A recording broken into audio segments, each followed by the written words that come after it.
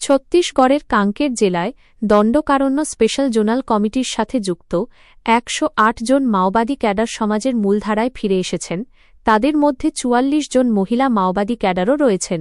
এই ১০৮ জন মাওবাদী ক্যাডারের জন্য ৩.২৯ কোটি টাকা পুরস্কার ঘোষণা করা হয়েছিল।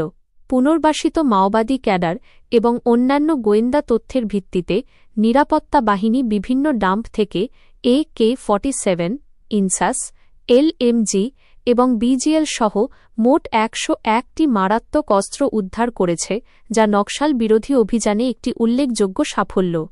দেশের নকশাল বিরোধী অভিযানের ইতিহাসে এক জায়গা থেকে সর্বোচ্চ নগদ অর্থ উদ্ধার, যার পরিমাণ ৩.৬১ কোটি টাকা এবং ১.৬৪ কোটি টাকা মূল্যের ১ কেজি সোনা মাওবাদীদের একটি ডাম্প থেকে উদ্ধার করা হয়েছে।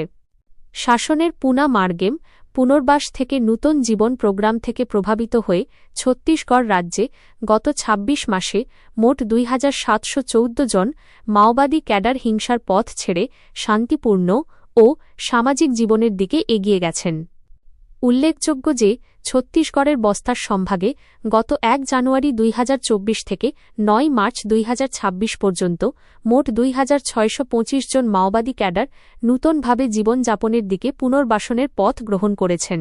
পারলকোট পাখানজোর থেকে সংবাদদাতা বিজয় মজুমদারের রিপোর্ট।